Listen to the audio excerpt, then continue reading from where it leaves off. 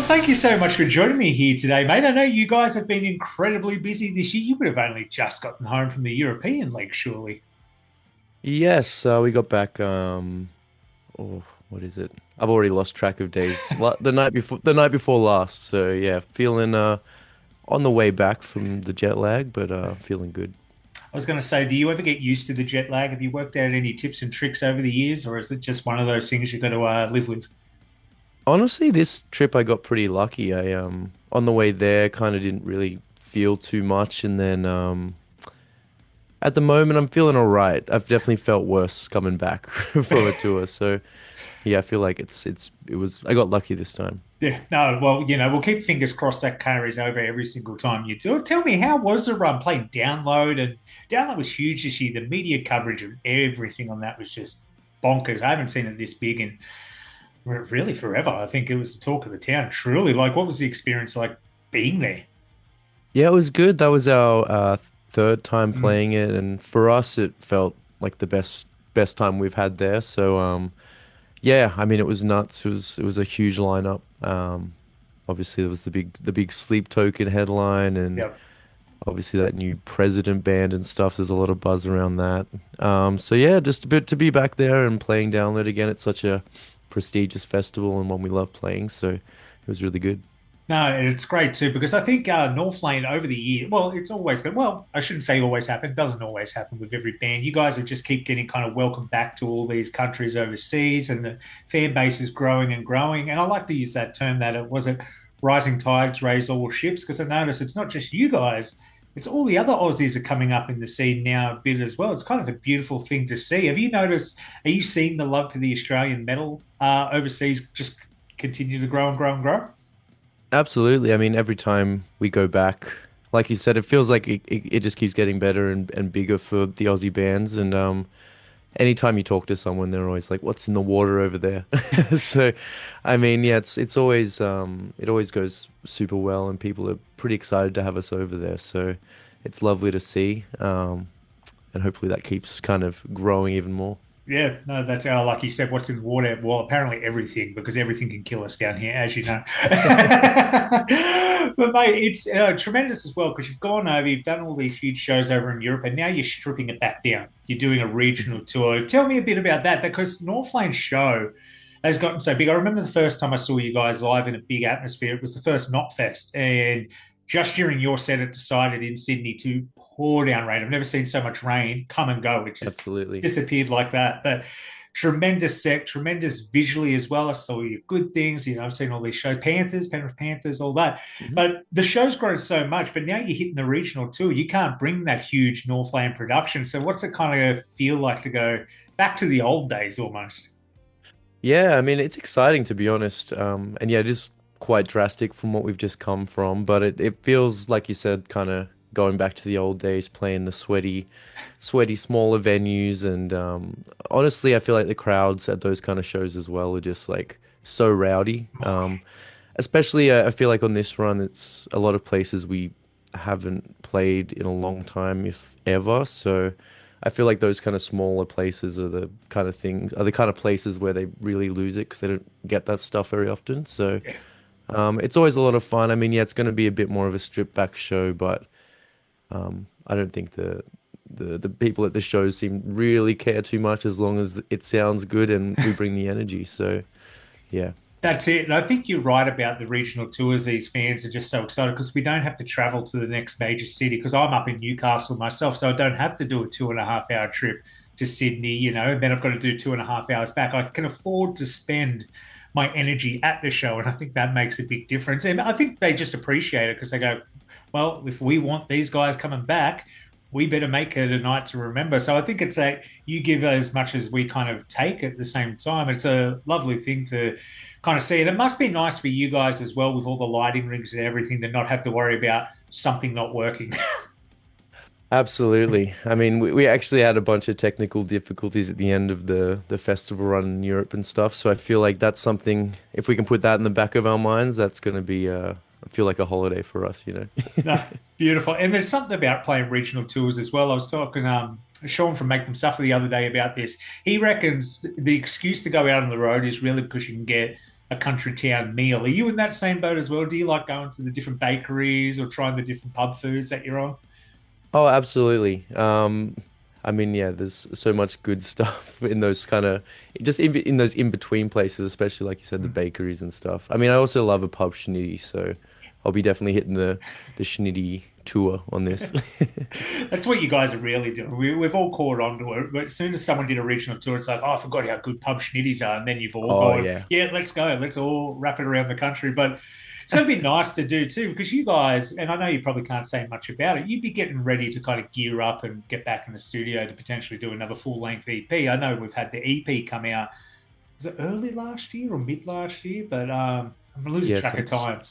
me too. Yeah, Yeah, yeah. sometime last year, and yeah, we've been working on stuff behind the scenes for pretty much since the EP came out. Yeah. So we're still not quite sure when we're going to be releasing new stuff, but yeah, we've been wanting to take our time with it, make sure it's perfect.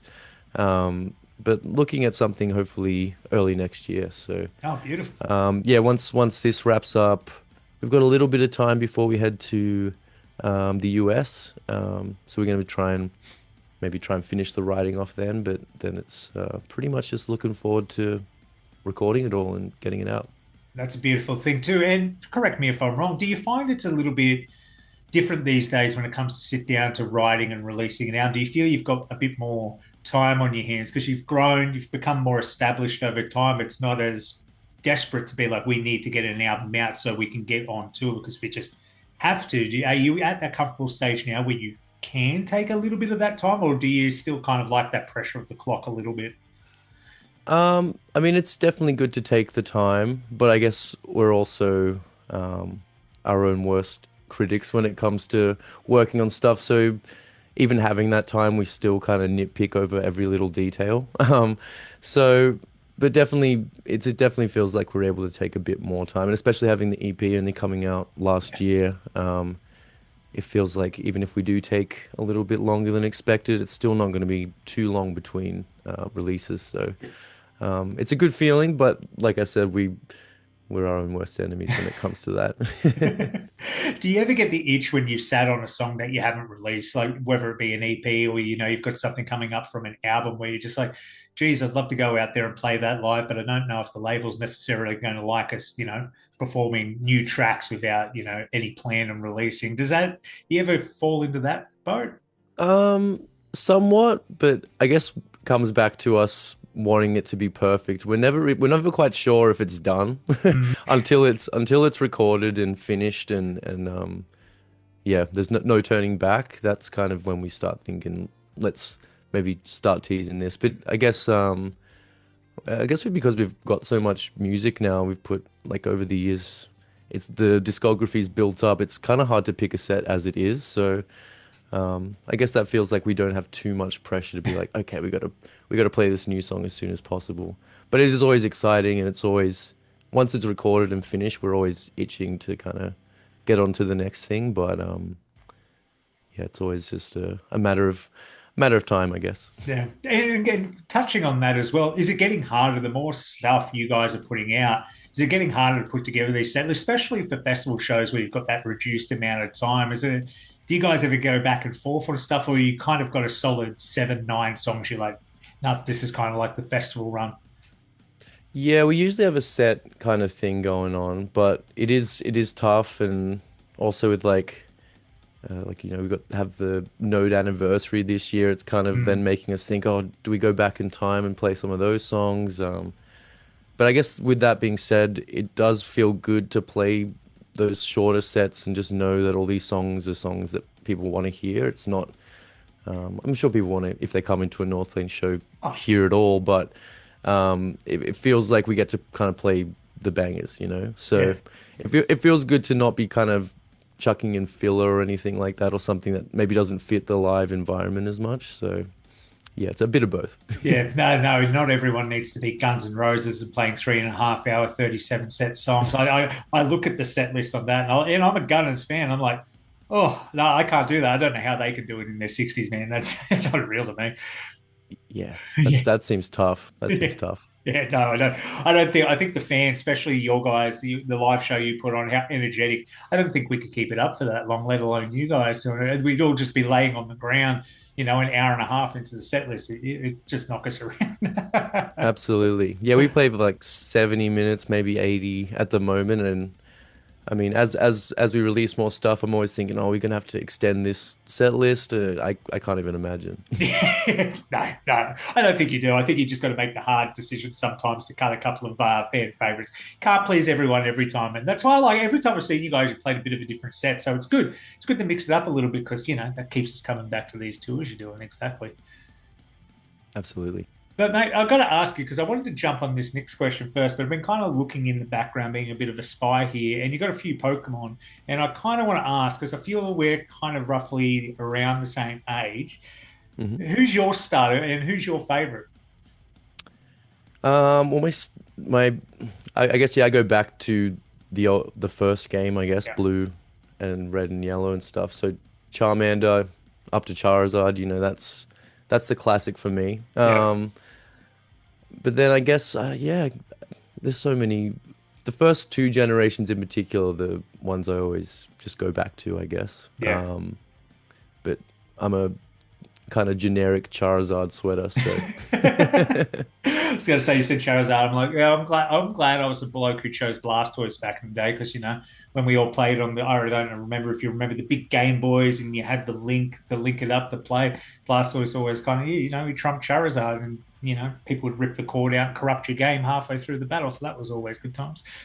absolutely. Yeah, I see people saying these days that like picking Charizard's like the boring option, but I feel like because we go back that far to it, like when it first was happening, then we get a pass. Yeah, yeah, exactly. You got to remember, we used to wake up and watch Cheese TV in the morning to see new episodes of Pokemon before going to school, going to Toys R Us, getting the booster cards. So I remember it all like it was yesterday. It's definitely not yesterday. Sometimes I wish it was, but I do remember it. It's a beautiful thing. Absolutely. I mean, me and Nick are still, we just got off tour after buying a bunch of Pokemon cards again. So we're still kids at heart. Oh yeah, I look at it. The older I get, the more I look at people that were my age when I was a child, going, did just 90s kids not grow up, or is this just a thing we've always been deluded to? Because I feel us 90s kids, we're just like, no, we like this cool stuff growing up. We're just going to keep on liking it. We just did. We just did. Yeah. Yeah, I feel like that was something I thought as we get older we'd have to grow out of, but it seems like I'm not growing out of it. I'm Uh, stuck with it. yeah, I've got adult money now. I can buy more of it than ever. Yeah, it's dangerous. Yeah, Dangerous. it is. It is. Now, I've got to talk about this because if I don't bring it up, I'm going to get shot for it. The Hellbound cruise, man, that kind of blew up when it came out. It was a kind of dream lineup of like every Aussie band, and he's like, it's just like the ones that aren't on it, I assume are just going to play the next year. But how'd that all come together? How long have you known about that? Out of curiosity. Honestly, I didn't hear about it until about like a month before it started Oh getting wow. announced, or before the lineup got announced. I mean, I think it'd obviously been in the works for a little bit. But yeah, it's exciting. I mean, I've seen a bunch of those kind of cruises happening overseas in the US, even just like Parahoy and stuff Yeah. like that. And it's always felt like a really cool thing to do and a really exciting way of putting on a show. So to be a part of it's so exciting. Now, I wasn't able to check. Have you ever done anything on a cruise ship before, or will this be your first time? Not exactly. I mean, it's funny actually. There was a like Sydney Harbour cruise that Oh Northlane yeah, did yeah. back in the day, and my old band did a very similar thing, but more in the kind of environment of being like playing with like supporting like a kind of pub covers band Oh yeah. on on like a little boat thing. But that was when I was like 16 or 17 in my like high school band. So and obviously so different. It's going to be Oh yeah. so much of a different experience. So yeah, no, I've never done like a proper cruise thing like this. So it's going to be exciting. Yeah, it's going to be wild because, like I said, it's really all of well, it's you guys Parkway make them start. Even the butterfly effect. When I saw that, I was like, oh wow, man, they're grabbing out some of the greatest hits for this one. It's kind of exciting because it's artists new and old, and you guys have all known each other for years now. So it's really excuse just to hang out with your mates and you play some shows in between, really. Absolutely. I feel like it's going to be a pretty chill event. Like Yeah. not as stressful as a long tour. So it's gonna be a lot of fun. Yeah, let's just pack the wristbands and the seasick tablets just in case, because you never Oh, know. yeah, gonna need that. Well, Marcus, it's been an absolute pleasure. I love how successful you guys have become. I'm very curious to what's going to come next because I've always kind of, and I don't know if I'm the only person saying this, I've always felt Northlane has almost had a dystopian vibe. I don't know why. I've always gotten that tiny touch of sci-fi through the storytelling, through the imagery, the album covers, especially some of the old ones, definitely. So I'm Hmm. kind of excited to see that next step because not a lot of bands are doing it that way. So it's kind of like uniquely yours at this point, and I'm curious to see where it evolves to. But is there anything you want to say to the fans that are getting pumped up for this tour coming at the end of the month and the beginning of August? I mean, just yeah, excited to be back in Australia playing these kind of shows. Yeah, and I hope everyone else is excited too. Can't wait. No, beautiful, Marcus. Well, I'll see you out on the road. I'll definitely stop into one of those shows. It's been a pleasure, mate. You have a great night. Beautiful. Ta. Thank you. You too, man.